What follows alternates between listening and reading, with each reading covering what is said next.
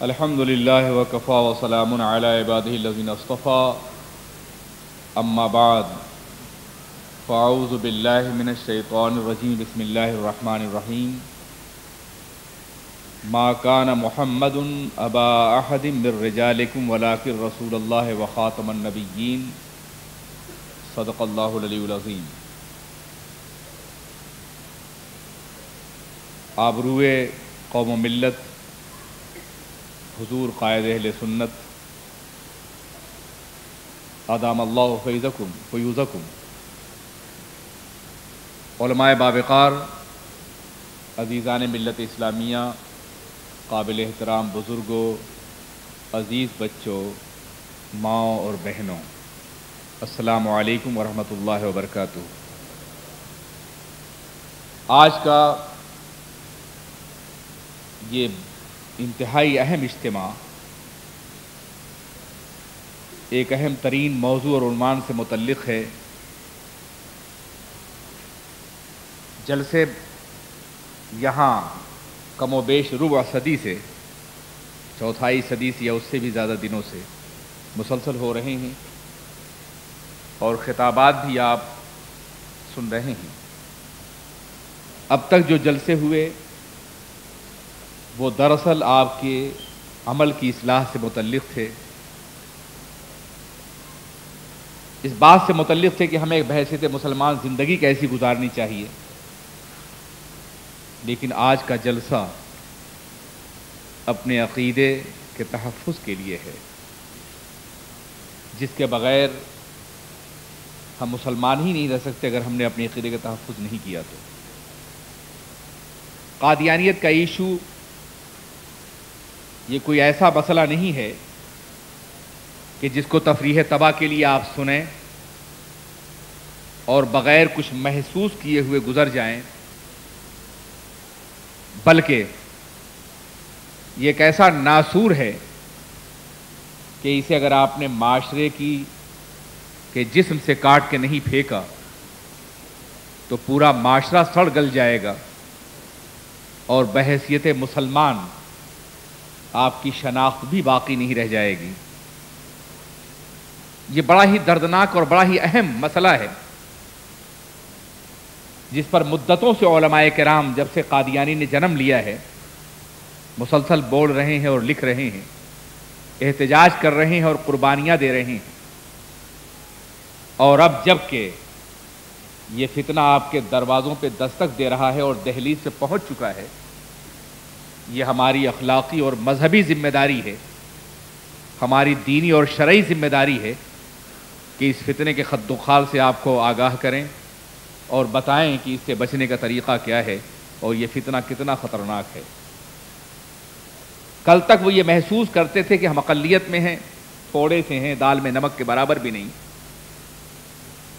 اس لیے وہ اپنے کو ظاہر کرتے ہوئے شرم محسوس کرتے تھے۔ ہر مجرم اپنے جرم کے اظہار میں جری نہیں ہوتا، لیکن اب وہ نہ صرف یہ کہ اپنے کو ظاہر کر رہے ہیں بلکہ وہ آپ کو بھی بدلنے کی کوشش کر رہے ہیں۔ آپ تو انشاءاللہ نہیں بدلیں گے، اس لیے کہ آپ ایک ایمان راسخ لے کر کے پیدا ہوئے ہیں۔ آپ کے آبا اور اجداد نے جو روایات آپ کو دی ہیں اور جو یقین آپ کو بخشا ہے وہ مزمحل نہیں ہوگا، لیکن خطرہ یہ ہے کہ وہ بچے جو اس ملک میں پیدا ہوئے ہیں وہ بچے کہیں بدل نہ جائیں۔ ان کو بچانے کے لیے ہمیں بے پناہ محنت بھی کرنی ہے اور قادیانیت کے صحیح خد و خال اور صحیح تصویر کو پیش کرنا ہے۔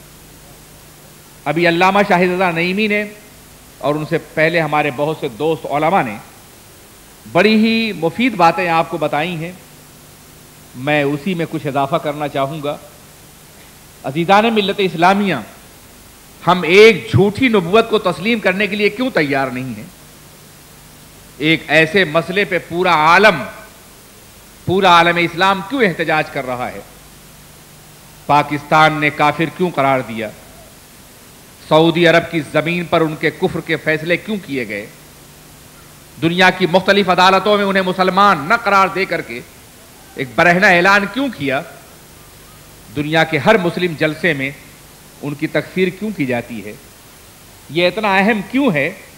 یہ اتنا ضروری کیوں ہے؟ یہ جاننا ضروری ہے۔ کہیں ایسا نہ ہو کہ کل یہ پروپیگنڈا کیا جائے کہ یہاں کچھ لوگ آئے تھے جنہوں نے معاشرے میں انتشار برپا کرنے کی کوشش کی اور جو اس معاشرے کو متحد نہیں دیکھنا چاہتے. اتحاد کی بہت سی شکلیں ہیں جو معاشرے کو متحد رکھ سکتی ہیں، لیکن تم معاشرے کا فرد نہیں ہو، تمہیں معاشرے میں رہ کر کے اتحاد کے دعوے کا کوئی حق نہیں ہے. ہم اتحاد کے داعی ہیں، مگر ان لوگوں کو متحد کرنا چاہتے ہیں جو معاشرے کے افراد ہوں، جنہیں سوسائٹی کا ایک فرد سمجھا جاتا ہو.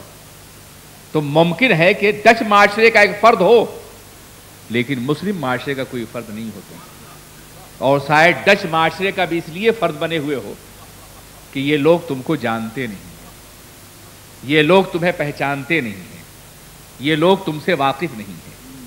وہ مقدس جناب عیسیٰ جن کو ہم اللہ کا جلیل القدر پیغمبر سمجھتے ہیں، جن کے ناموس اور آبرو پہ جان دینا ہم اپنے لیے باعث فخر سمجھتے ہیں، جن کے مقدس ناموس کو ہم نے یہودیوں اور دوسری قوموں سے کم و بیش 1400 سال سے بچا رکھا ہے، جن کی شان میں قرآن پاک کی 2 مکمل سورتیں نازل ہوئی ہیں، سورہ آل عمران بھی اور سورہ مریم بھی.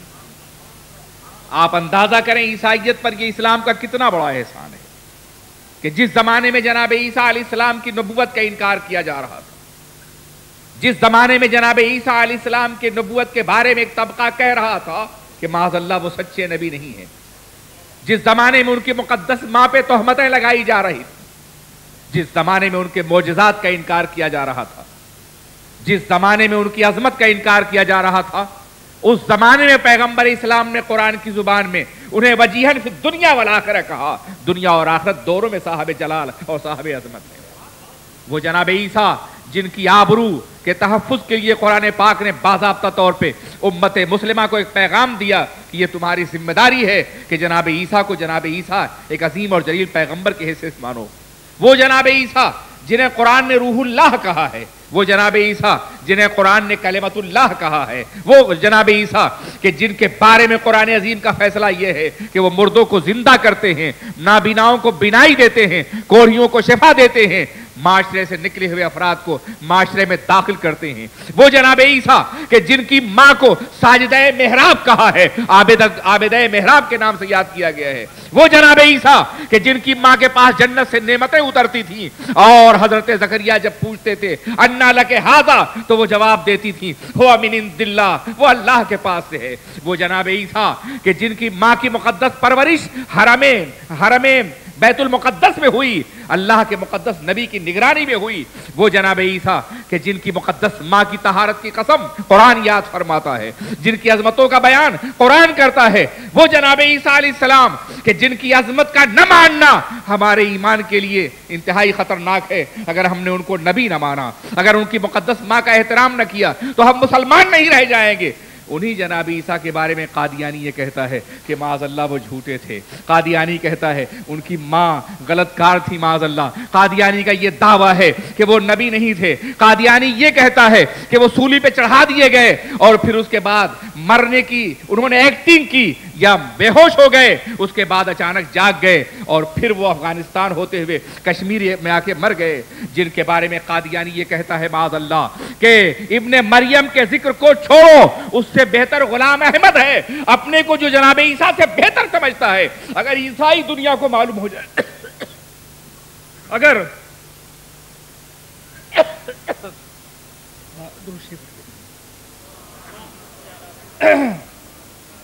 عیسائی دنیا کو معلوم ہو جائے، اگر ڈچ ذرا سا بھی مذہبی غیرت رکھتا ہے، اگر اسے معلوم ہو جائے کہ جناب عیسیٰ کی ماں کو گناہگار سمجھتے ہیں، جناب عیسیٰ کی عظمت کا انکار کرتے ہیں، اپنے کو جناب عیسیٰ سے بہتر سمجھتے ہیں، جناب عیسیٰ کو ایک جھوٹا نبی سمجھتے ہیں، اپنے کو جناب عیسیٰ کی جگہ پہ سمجھتے ہیں، یہ کہتے ہیں جس مسیح کا تذکرہ قرآن میں آیا ہے وہ مسیح ناصری نہیں تھے بلکہ میں قادیان میں پیدا ہونے والا ہوں، تو بتاؤ ان کی حیثیت کیا رہ جائے گی.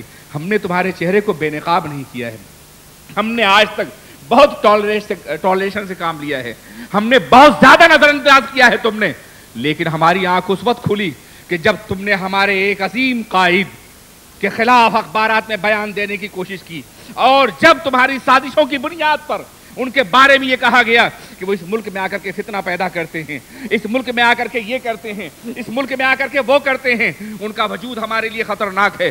جب تم نے ان پر پابندی لگوانے کی کوشش کی تو ہم نے محسوس کیا، ہم نے جانا کہ شیشے کے مکان میں بیٹھنے والے ہم سے مقابلہ کرنے کی بات کر رہے ہو، ہم توڑ دیں گے، چکنا چور کر دیں گے تمہاری قدروں کو اور تمہیں ہم بے نقاب کر دیں گے۔ ہم تو معاشرے کی اصلاح کر رہے تھے، ہم تو یورپ میں مسجدیں بنا رہے تھے، ہم تو اللہ کی بندگی کی بات کر رہے تھے۔ یہ قائد اہل سنت ہیں کہ جنہوں نے یورپ کے سینوں کو مسجدوں سے بھر دیا ہے، تصور محبت رسول سے بھر دیا ہے۔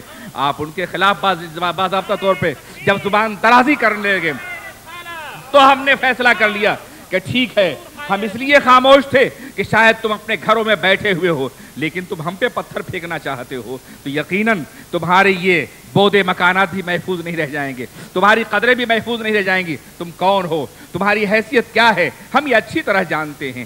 تم نے ایک نئی نبوت کا دعویٰ کر کے پیغمبر اعظم اور خاتم النبیین کی نبوت میں شبخو مارنے کی کوشش کی ہے، ان کی دیوار نبوت کو ڈھانے کی کوشش کی ہے۔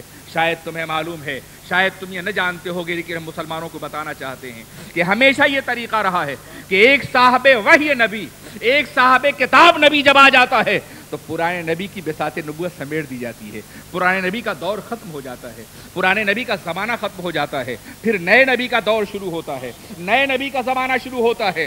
مثال کے طور پہ جب جناب موسیٰ علیہ السلام کے بعد دوسری کتاب آئی تو جناب موسیٰ کا دور ختم ہو گیا، ایک نئے نبی کا دور شروع ہوا۔ اور جب جناب موسیٰ کے دین کے تکملے کے طور پر جناب عیسیٰ تشریف لائے تو جناب موسیٰ کا دور ختم ہو گیا، ایک نیا دور شروع ہوا۔ اور جب جناب عیسیٰ کے بعد خاتم النبی جلوہ گر ہوئے تو تمام انبیاء کی بساط سمیٹ دی گئی، اب صبح قیامت تک وہی نبی رہیں گے۔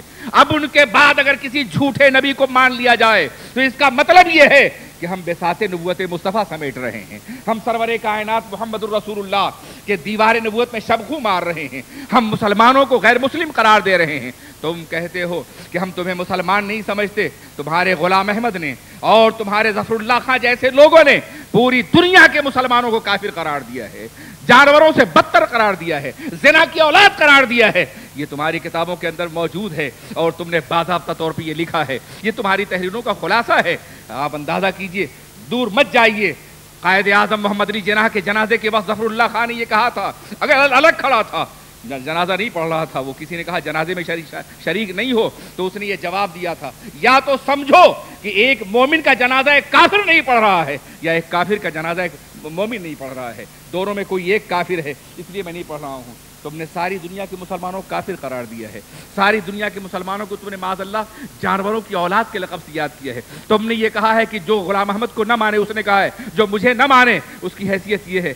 میں اتنا سخیف نہیں ہوں کہ ان لفظوں کو اپنی زبان سے ادا کروں جو تمہارے جھوٹے مدعی نبوت نے اپنی زبان سے ادا کیا ہے۔ ایسے کلمات ہیں جو کوئی شریف انسان اپنی زبان پر لا بھی نہیں سکتا ہے، ایسی مغلظ گالیاں آج بھی ان کتابوں کے اندر موجود ہیں، آج بھی ان کی تحریروں کے اندر موجود ہیں۔ آپ اندازہ فرمائیں کہ وہ جس نے نئی نبوت کا دعویٰ کیا، وہ جو جھوٹا نبی ہے، کبھی آپ نے سوچا اور غور کیا سرور کائنات سے پہلے جتنے بھی انبیاء کرام آئے وہ سب سچے نبی تھے، مگر دنیا کا یہ عالم ہے کہ جناب عیسیٰ کی نبوت کو یہودیوں نے نہیں مانا اور سرور کائنات محمد الرسول اللہ کی نبوت کو عیسائیوں نے نہیں مانا۔ دیکھ رہے ہیں یا نہیں دیکھ رہے ہیں آپ؟ حالانکہ یہ سب سچے نبی تھے۔ تو ذرا سوچو، اگر آج کی دنیا سچے نبیوں کو نہیں مان رہی ہے جو بعد میں آ رہے ہیں، تو ہم اپنے نبی کے بعد میں آنے والے جھوٹے نبی کو کیسے تسلیم کر سکتے ہیں، اسے کیسے مان سکتے ہیں؟ آج اگر ایک عیسائی سوال کرتا ہے، ایک یہودی سوال کرتا ہے کہ آپ اس نبوت کو کیوں نہیں مانتے، تو ان سے تم کہہ سکتے ہو ہمارے نبی تو سچے نبی ہیں،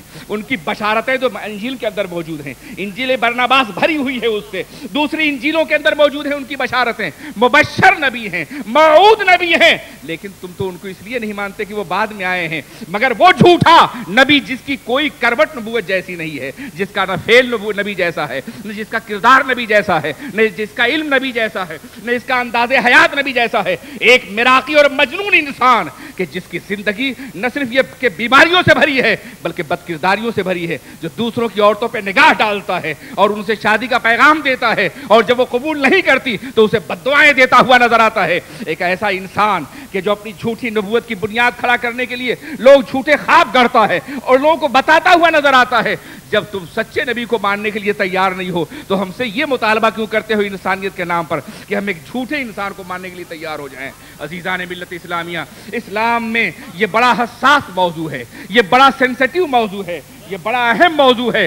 اس موضوع کو سمجھنے کے لیے آپ وہ ساری کتابیں پڑھیے جو اب تک قادیانیت کے خلاف لکھی گئی ہیں. یہ بریلی کا بلا شبہ ایک بڑا امتیاز ہے کہ جب بھی دنیا میں کوئی فتنہ عصر جدید میں اٹھا ہے تو سب سے پہلے کوئی تلوار بریلی سے بلند ہوئی ہے، تحریر وہاں سے اٹھی گئی ہے. جس زمانے میں بہت سے مذاہب کے لوگ غلام محمد قادیانی کی تحریریں چوری کر رہے تھے، جس زمانے میں اس کو مصلح سمجھا جا رہا تھا، جس زمانے میں اس کے بارے میں بعض مکاتب فکر کے لوگ اچھی رائے رکھتے تھے، اس زمانے میں امام محمد رضا فاضل بریلوی نے کئی رسالے اس کے خلاف لکھے تھے. میری اپنے علم تحقیق کے مطابق سب سے پہلے وہ انسان ہیں جنہوں نے یہ رسالے لکھے ہیں. اس کے بعد حضرت پیر مہر علی شاہ صاحب رحمۃ اللہ تعالی علیہ، اللہ ان کی قبر انور کو انوار سے بھر دے، انہوں نے حتمی طور پہ وہ فیصلہ کیا ہے کہ صبح قیامت تک قادیانیت اس کے نیچے دبی رہے گی. سیف چشتیائی وہ کتاب ہے کہ جس کے پڑھنے کے بعد قادیانی کی تمام نبوت، باطل نبوت تار و پود کی طرح سے بکھرتی ہوئی نظر آتی ہے. اور اس کے بعد تحریک کی دنیا میں حضور قائد اہل سنت حضرت علامہ عبدالستار خان نیازی اور ہمارے دوسرے علماء جن کا تذکرہ بھی کر رہے تھے، یہ اہل سنت کے علماء ہی ہیں کہ جنہوں نے دنیا میں قادیانیت کو بے نقاب کیا ہے. اب تم نے انہی کو چھیڑا ہے کہ جن کے زخم کو آج تک تم چاٹ رہے ہو، تم نے انہی کو پھر چھیڑا ہے کہ جن کی لگائی ہوئی ضربوں کو آج تک تم سہلا رہے ہو. یاد رکھو اب تک تو تم نے صرف ضربیں برداشت کی ہیں، لیکن اگر ورلڈ اسلامک مشن اپنی پوری قوت کے ساتھ پوری دنیا میں تمہیں بے نقاب کرنے کے لیے تیار ہو جائے تمہیں کہیں جائے پناہ نہ ملے گی. اگر تمہارا کوئی نمائندہ یہاں موجود ہے تو اس بات کو اچھی طرح سے رکھ لے. مجھے اچھی طرح سے معلوم ہے کہ آج سے پہلے ہم نے ایک مختصر سا پروگرام ختم نبوت کانفرنس کے نام سے جرمنی میں کیا تھا، تو تم نے اس کو 2-3 بار ٹی وی پہ ہائی لائٹ کروانے کی کوشش کی کہ یہ لوگ فساد برپا کرنے والے ہیں، یہ لوگ اختلاف کرنے والے ہیں. فساد تم برپا کر رہے ہو،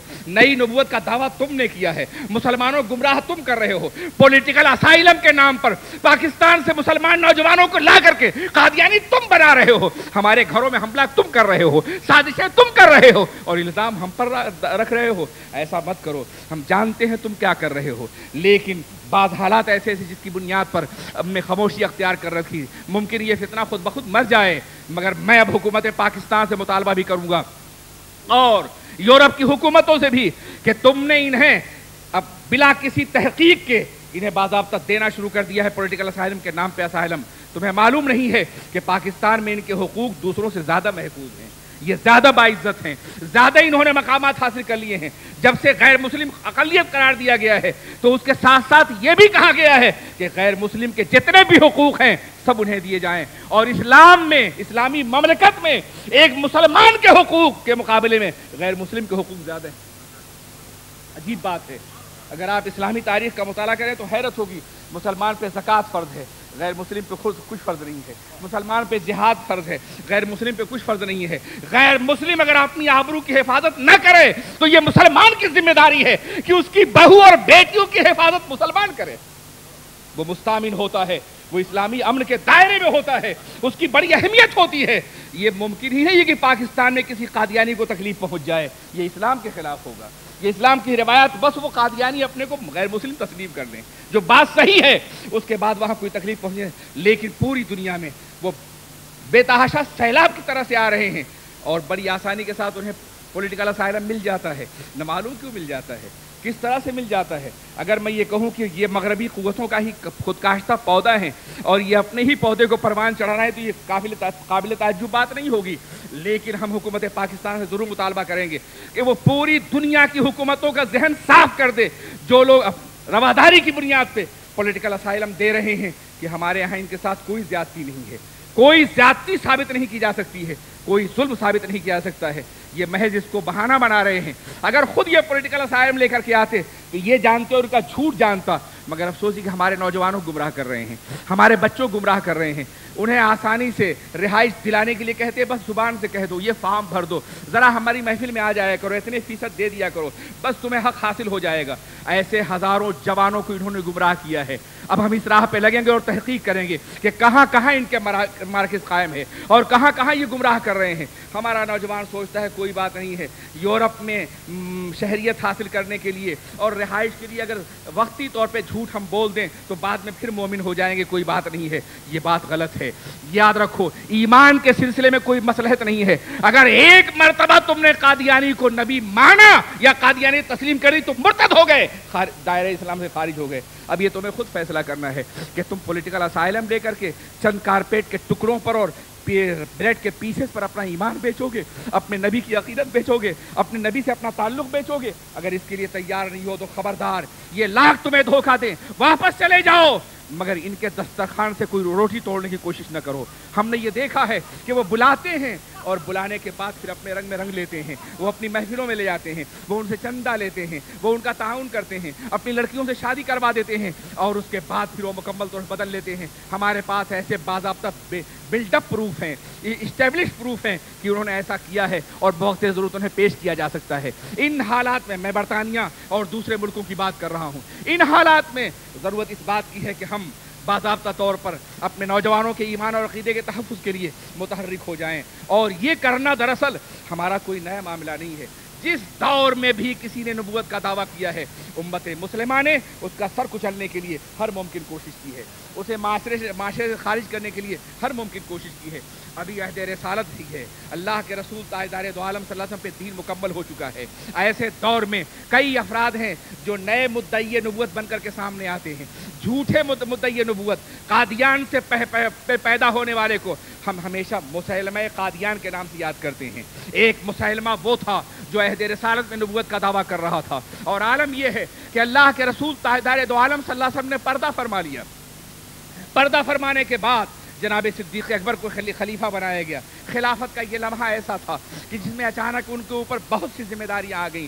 وہ لشکر جو اللہ کے رسول نے روم کی سرحدوں پہ روانہ کرنے کا فیصلہ کیا تھا، وہ لشکر بھی تیار تھا. اس کے ساتھ ساتھ زکوٰۃ کا انکار کرنے والوں نے زکوٰۃ کا انکار کر دیا تھا، اور جھوٹے نبوت کے دعوے داروں نے باضابطہ ایک مسلح فوج تیار کر لی تھی کہ ہم مدینے پہ قبضہ کر لیں گے یا محمد عربی کی نبوت میں اپنا حصہ حاصل کرنے کی کوشش کریں گے.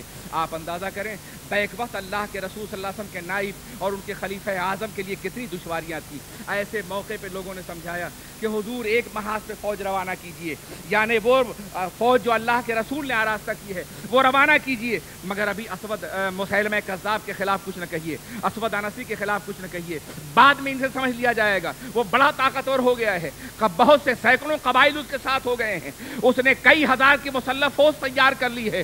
اس لیے کہیں ایسا نہ ہو جائے کہ ہم کمزور پڑ جائیں. تو جناب صدیق اکبر نے جو تاریخی جملہ کہا تھا وہ اپنی زبان سے سنو، اور اگر تم اپنے خلیفہ اعظم سے محبت کرتے ہو تو آج کے بعد فیصلہ کر لو کہ تمہیں ان سے کوئی معاملہ نہیں کرنا ہے. انہوں نے فرمایا تھا کہ تم یہ کہہ رہے ہو کہ مدینے پہ حملہ ہو جائے گا، اگر مدینے والوں کی رانوں کے گوشت جنگل کے جانور لے جائیں تو صدیق یہ گوارا کر سکتا ہے، مگر یہ گوارا نہیں کر سکتا کہ ایک جھوٹا مدعی نبوت زندہ ہو اور میں خلیفۃ المسلمین ہو کے برداشت کرتا رہوں.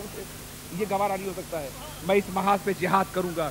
اور پھر آپ نے جہاد فرمایا اور مسیلمہ کذاب کے فتنے کو ہمیشہ کے لیے ختم کر دیا. اس کا یہ مطلب یہ نہیں ہے کہ میں تم سے یہ کہہ رہا ہوں کہ تم ان کے خلاف کوئی قدم اٹھاؤ. نہیں، تمہیں کوئی حق نہیں ہے. تم ایک پیسفل سوسائٹی میں رہتے ہو، پرامن معاشرے میں رہتے ہو، لیکن اپنے کو بچانے کی کوشش کرو. ان کے قریب نہ جاؤ، ان کو اپنی محفلوں میں نہ آؤ، ان سے شادی بیاہ کا رشتہ نہ جوڑو، ان کے جنازے میں شرکت نہ کرو. اس لیے قرآن نے صاف طور پہ مرتدین اور منافقین کے بارے میں کہا ہے فلا تصلی علیہم، خبردار ان پہ نماز نہ پڑھو اور ان کے جنازے کے لیے کبھی کھڑے نہ ہو. یہ باضابطہ قرآن پاک کا حکم ہے. میں قرآن پاک کا حکم سنا رہا ہوں. وہ انسان جو اس بنیاد پہ پولیٹیکل اسائلم لے کر کے آیا ہے، اگر آج تک ناواقف تھا تو فوراً توبہ کر لے اور اپنے سنی ہونے کا اور مسلمان ہونے کا اعلان کرے، تب جا کے اس کا ایمان بچ سکتا ہے. اور اگر ایسا نہیں ہے تو اس کا ایمان نہیں بچ سکتا. اگر جھوٹ بھی بولا ہے تو بھی کافر ہو گیا ہے، مرتد ہو گیا ہے. کس قدر بے غیرتی کی بات ہے کہ لوگوں نے ختم نبوت کے عقیدے کو جان دے کے بچایا ہے اور تم دنیاوی سہولتوں کے لیے اپنے ضمیر کو بیچ رہے ہو، اپنے مزاج کو بیچ رہے ہو، اپنے عقیدے کو بیچ رہے ہو۔ میرے دوستو سنو، بکا وہ کرتا ہے جو پہلے کہیں بک نہ چکا ہو۔ مسلمان تو روز اول ہی بازار مدینہ میں بک چکا ہوتا ہے، حضور کی رحمت اسے خرید چکی ہوتی ہے، اس لیے مسلمان دوبارہ کہیں نہیں بک سکتا ہے۔ خبردار اپنا سودا مت کرو، یہ تو بڑا کچا اور بڑا ذلیل سودا ہے کہ زندگی کی چند سہولتوں کے لیے اپنے عقیدے کو بدل دو، اپنی روایات کو بدل دو۔ اور وہ لوگ جو ہیومینیٹیرین گراؤنڈ پر یہ کہتے ہوئے نظر آتے ہیں کہ ان سے انسانی برتاؤ ہونا چاہیے، میں عرض کرنا چاہتا ہوں ٹھیک ہے، اپنے معاشرے سے باہر جو بھی انسانی برتاؤ کرو، لیکن جو انسان ہوگا اس کے ساتھ انسانی برتاؤ کیا جائے گا۔ ذرا اس کی پکچر جو پینٹ ہوتی ہے، حقائق کی روشنی میں اسے دیکھو تو اس نے مظالم کے پہاڑ توڑے ہیں، اس نے ظلم کیا ہے، پوری ملت پہ شبخو مارا ہے، ملت کا غدار ہے وہ شخص، اس سے انسانی برتاؤ کی بات کر رہے ہو۔ ہم یہ نہیں کہتے کہ اس کے ساتھ کوئی زیادتی کرو، ہم یہ نہیں کہتے کہ اس کے ساتھ کوئی ناجائز طریقہ کار اختیار کرو، لیکن اگر تمہیں دعوت دے تو مت جاؤ، کم از کم اپنے کو بچانے کا حق تو ہے، کسی بات کے انکار کرنے کا حق تو ہے، اپنے گھر میں بیٹھے رہنے کا حق تو ہے، اس کی دعوت کے رد کرنے کا حق تو ہے، اس کی شادی اور بیاہ میں شرکت نہ کرنے کا تمہیں حق تو ہے۔ یاد رکھو، ایک مستقل گستاخ قوم ہے، ایک ایسی قوم ہے کہ جس نے ہر نبی کے ساتھ زیادتی کی ہے، ہر نبی کے ساتھ ظلم کیا ہے، اور پھر قرآن پاک کی آیتیں بدلی ہیں انہوں نے۔ آپ اندازہ کریں، قرآن پاک کی آیتوں کے مفہوم بدلے ہیں۔ حضرت عیسیٰ علیہ السلام ہمارے عقیدے کے مطابق زندہ اٹھا لیے گئے ہیں، مگر اپنے کو مسیح موعود قرار دینے کے لیے اس نے باضابطہ قرآن پاک کا وہ مفہوم بدلا ہے جو 1400 سال سے متفق علیہ ہے، جو خود اللہ کے رسول نے فرمایا ہے۔ وہ یہ کہتا ہے کہ سرور کائنات محمد الرسول اللہ کی افضلیت جو ہے اور خاتمیت زمانی نہیں ہے بلکہ خاتمیت رتبی ہے۔ حالانکہ اللہ کے رسول فرماتے ہیں اور بڑی وضاحت کے ساتھ فرماتے ہیں کہ لا نبی بعدی، میرے بعد کوئی نبی ہے نہیں ہے، اور اس طرح کی احادیث درجنوں کی تعدادیں موجود ہیں جس میں زمانے کا تذکرہ کیا گیا ہے۔ یہ بعد اور قبل کے الفاظ زمانے کے لیے بولے جاتے ہیں، یہ رتبے کے لیے نہیں بولے جاتے، یہ مرتبے کے لیے نہیں بولے جاتے۔ اللہ کے رسول تو فرماتے ہیں کہ خاتم النبیین کا مفہوم یہ ہے کہ میرے بعد کوئی نبی نہیں ہوگا، اور یہ کہتے ہیں کہ ہو جائے گا، گویا رسول کی تکذیب کر رہے ہیں، قرآن پاک کو جھٹلا رہے ہیں، احکام الہی کو جھٹلا رہے ہیں، آیات کریمہ کو جھٹلا رہے ہیں، نئی نئی تعویلات کر رہے ہیں۔ حضرت عیسیٰ علیہ السلام کے بارے میں جتنی آیتیں موجود ہیں قرآن پاک میں، درجنوں آیتیں، ان تمام آیتوں کی یہ تردید کرتے نظر آتے ہیں، اس کو نیا مفہوم پہناتے نظر آتے ہیں۔ بتاؤ، جو تمہارے نبی کا دشمن ہو، جو تمہارے نبی کے مقدس اہل بیت کا دشمن ہو، میں عرض کرنا چاہتا ہوں ذرا سوچو، ہم سب کی بیٹیاں، ہم سب کی بہنیں، ہم سب کی مائیں کنیز ہیں جناب اہل بیت پاک کی، کنیز ہیں صحابیات کی، کنیز ہیں امہات المومنین کی، کنیز ہیں صحابہ کرام کی بیگمات کی، یہ کنیزیں ہیں، یہ لونڈیاں ہیں جو ہمارے گھروں میں ہیں، صحابہ کرام کے گھروں میں جو ہماری مقدس مائیں ہیں، اللہ کے رسول کی مقدس بیویوں کی یہ کنیزیں ہیں جو ہمارے گھروں میں ہیں، اور ایسی کنیزیں ہیں جو صبح قیامت تک ان کے احسان کا حق نہیں ادا کر سکتی۔ مگر بتاؤ، وہ عظیم اصطلاحات جو مخصوص ہے اللہ کے نبی کے لیے، اگر یہ اپنے گھر والوں کے لیے استعمال کریں تو تم کیسے برداشت کرو گے؟ کیا تم کسی ایسے کو برداشت کر سکتے ہو جو اپنی بیوی کو ام المومنین کہلواتا ہو؟ مجھے بتاؤ، کیا تم کسی ایسے کو برداشت کر سکتا ہو جو اپنے ماننے والے کو صحابی کہلواتا ہو؟ کیا تم کسی ایسے کو برداشت کر سکتے ہو جو اپنی بیٹی کو حضرت فاطمہ کا مرتبہ دیتا ہوا نظر آتا ہے؟ عزیزان ملت اسلامیہ، اگر ذرا سی بھی غیرت زندہ ہے تمہارے اندر تو تم ایک لمحے کے لیے بھی کسی ایسے ظالم کو برداشت نہیں کر سکتے جو اپنی بیوی کو ام المومنین کہلواتا ہو، دنیا کے تمام مسلمانوں کی ماں کہلواتا ہو، جو اپنے ساتھیوں کو اور اپنے ماننے والوں کو صحابی کہلواتا ہو۔ انہوں نے پورا سسٹم چینج کر دیا ہے۔ غلام احمد کی بیوی کو باضابطہ ام المومنین کہتے ہیں، غلام احمد کے ساتھیوں کو یہ صحابی کہتے ہوئے نظر آتے ہیں۔ ہماری پوری اصطلاحات پہ شبخو مارا جا رہا ہے، ہماری بے قراری کا یہ عالم ہے، اور تم ہم سے یہ مطالبہ کرتے ہو کہ ہم تو تمہارے ہیں، تمہاری ہی زبان بولتے ہیں، ہم بھی مسلم ہیں، ہمارے اور تمہارے اسلام میں کوئی فرق نہیں ہے، تمہارے علماء غلط کہتے ہیں۔ علماء کو سین نہیں نکلی ہے جو غلط کہتے ہیں، علماء تو دراصل اپنا فرض ادا کر رہے ہیں۔ ایمان بیچنا نہ بیچنا عوام کا کام ہے، لیکن علماء یہ ضرور چاہتے ہیں کہ کوئی بھی مسلمان مرتد نہ ہونے پائے، کوئی بھی مسلمان اسلام کے دائرے سے خارج نہ ہونے پائے، کوئی بھی مسلمان اسلام کی روایات سے الگ نہ ہونے پائے۔ میں یہ شذرات بول رہا ہوں، اس موضوع پر جم کر کے اور کوئی مستقل علمی تقریر کرنا آج کا تقاضا نہیں ہے۔ یہ کانفرنس ہے جس میں صرف مشورے دیے جا رہے ہیں، میں بھی آپ کو مشورہ دے رہا ہوں۔ ذرا اندازہ فرمائیں، کچھ مبلغین کو پکڑوا لیا ہے مسیلمہ کذاب نے، کچھ داعیان اسلام کو پکڑوا لیا ہے مسیلمہ کذاب نے، اور اس کے بعد ان سے یہ کہتا ہے کہ مجھے نبی مانو۔ وہ کہتے ہیں محمد الرسول اللہ وہو خاتم النبیین، محمد اللہ کے رسول ہیں، وہ آخری نبی ہیں۔ تو ہاتھ کاٹ دیتا ہے دایاں، کہتا ہے اب مجھے نبی مانو، تو وہ پھر کہتے ہیں محمد الرسول اللہ وہو خاتم النبیین، تو بایاں ہاتھ کاٹ دیتا ہے، پھر وہ کہتے ہیں کہ پھر وہ کہتا ہے کہ مجھے نبی مانو، تو وہ کہتے ہیں محمد الرسول اللہ وہو خاتم النبیین لا نبی بعدو، تو دایاں پیر کاٹ دیتا ہے۔ اس کے بعد پھر کہتا ہے جب نہیں مانتے تو بایاں پیر کاٹ دیتا ہے، اور اس کے بعد پھر ان کے وجود کے ٹکڑے ٹکڑے کر دیتا ہے، مگر وہ ہر بار یہ کہتے رہے ہیں لا نبی بعدہ، ان کے بعد کوئی اور نبی نہیں آئے گا، ان کے بعد کوئی اور رسول نہیں آئے گا، وہ خاتم النبیین ہیں۔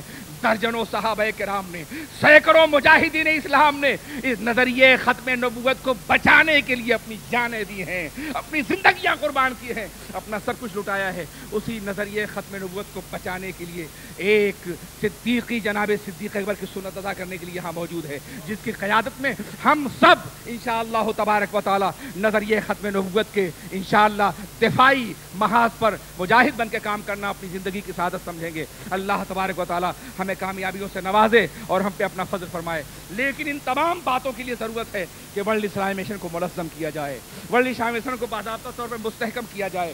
یہ ایک عالمی تحریک ہے جو بہت خاموشی سے کام کر رہی ہے۔ ہم نے اشتہارات کا سہارا نہیں لیا، ہم نے پروپیگنڈے کا سہارا نہیں لیا، ہم نے میڈیا کا سہارا نہیں لیا، ہم نے اپنے قائد کو کوئی مافوق الفطرت مخلوق بنا کے نہیں پیش کیا۔ ہم نے جلسوں میں ضرور ان کی باتیں کی ہیں، لیکن عام حالات میں ان کا کوئی تذکرہ نہیں کرتے۔ لیکن ورلڈ اسلامک مشن نے اب تک جو کام کیا ہے، میں بلا کسی لومت لائم کے کہہ رہا ہوں کہ کم از کم یورپ میں آنے والی جماعتوں میں کسی جماعت نے اتنا کام نہیں کیا۔ یہ میں غلط نہیں کہہ رہا ہوں، امارات کے اعتبار سے آپ دیکھیں، امارات کے اعتبار سے دیکھیں، برطانیہ میں جب ورلڈ اسلامک مشن قائم ہوا ہے تو چند مسجدیں تھیں جو گھروں کے اندر قائم تھی، لیکن ورلڈ اسلامک مشن کی پیدا کی ہوئی بیداری، اس کی کانفرنسوں جلسوں کے بعد مسلمانوں میں بیداری کا ایک طریقہ پیدا ہوا، بلا شبہ تمام مسلمانوں نے مل کے کام کیا۔ لیکن آج 1000 مسجدیں برطانیہ کے سینے پر موجود ہیں، اس میں ورلڈ اسلامک مشن کی پیدا کی ہوئی بیداری کا حصہ ہے، حضور قائد اہل سنت کی محنتوں کا حصہ ہے۔ بے شمار علماء اور اکابرین ہیں جن کو سب سے پہلے یورپ کی سرزمین پر ورلڈ اسلامک مشن نے مدعو بھی کیا ہے اور متعارف بھی کیا ہے۔